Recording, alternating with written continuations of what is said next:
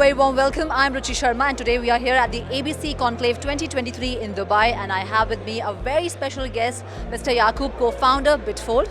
Welcome to 3 TV, Jakub. Thank you so much for having me. So Jakub, starting, let's first understand what all wallets are there and which wallet is preferred the most. Sure, so it is very important to understand the differences between various wallets and various types of wallets. So the first way we can divide them is hardware wallets and software wallets. So software wallets are basically the applications or the programs that run on your phone or on your laptop that keep the private keys, which is basically the access to your funds, on these devices. And they are specialized devices, such as hardware wallets, like Ledger, Trezor, and all the other providers. And these are very specific devices dedicated solely for the purpose of storing those keys. And the main thing is that in this case, the keys are kept offline rather than on the online devices, such as a phone or a laptop. So this is the first category or the way to look at it. The other category to look at it is through the lenses of who keeps the keys. So we can divide the wallets into the custodial or non-custodial categories. So an example of a non-custodial would be an exchange.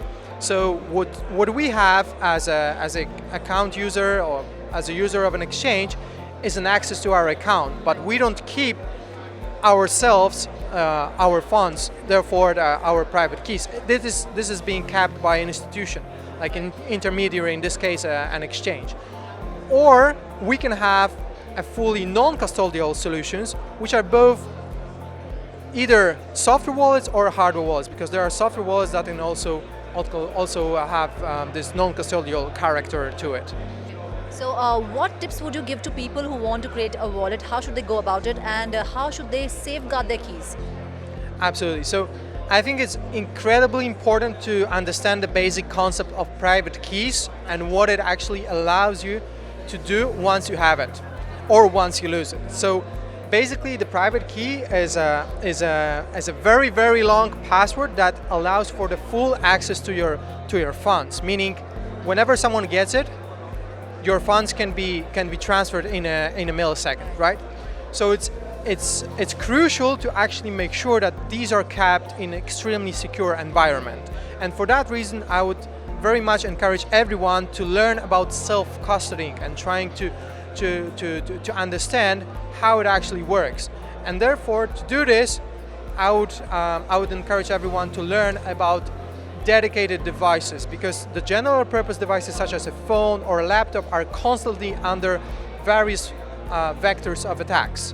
So they are basically not a perfect solution for a world where the ownership rights sit with the private keys owner, and therefore I would suggest to look into the hardware wallets in general. So how safe is it to park your funds on the exchange? Well, sometimes it's inevitable to actually use exchange, and I understand it completely because this is a facilitator for all the trades that we make. But I wouldn't recommend keeping a lot of funding on on someone else's exchange account, because exchanges are vulnerable to many forms of attacks, and they are also companies, so they can go down for many reasons, as we saw in the recent history.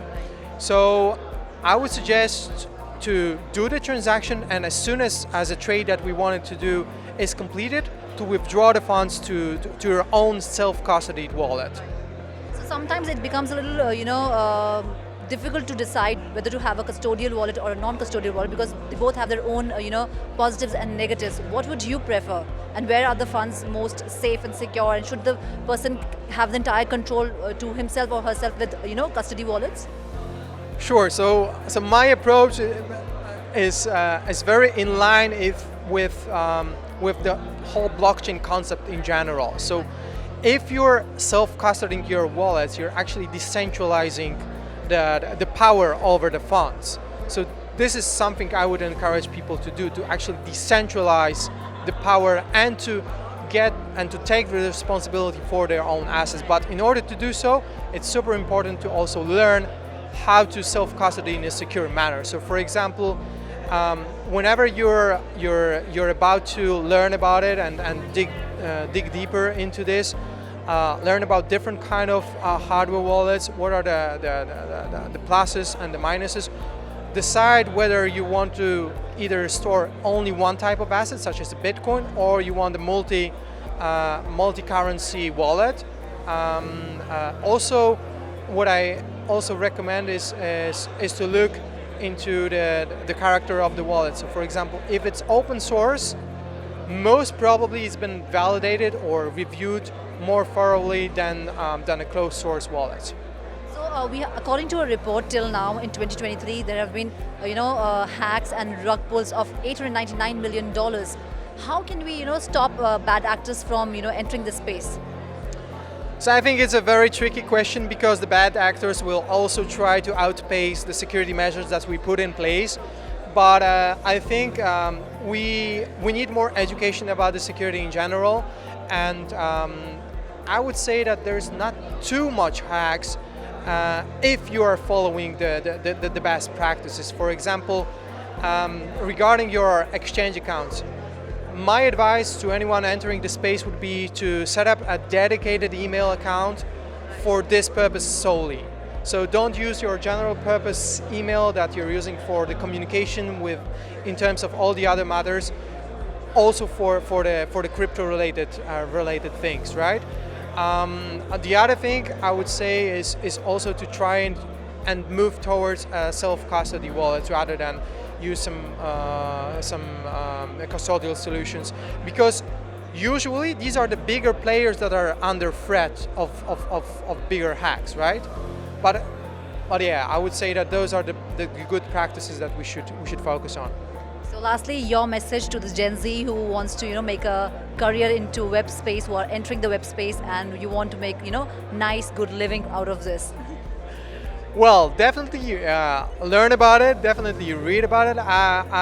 I'm a big Bitcoin proponent, so I encourage everyone to read Satoshi Nakamoto Manifest. Yeah, that's the first step. Like this, it might be a bit hard at the very beginning, but it truly is a huge thing to understand. And then, before you actually act, meaning especially don't FOMO in. Fear of missing out because everything is going up.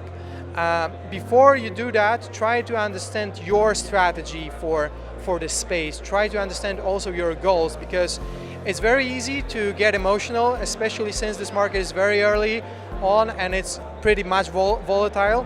So you can get very easily from the very high emotions to very low and then sell at the very bottom. So it's very important also to understand the cycles and what triggers the movements in this industry. So since you mentioned Satoshi Nakamoto, on a very lighter note, who do you think is Satoshi Nakamoto and where is he? No idea, but I'm trying to look for him at this conference and all the others, but no luck so far. Thank you so much for talking with us, Jakub. It was a pleasure talking to you. Thank you so much. Thank you so much for having me.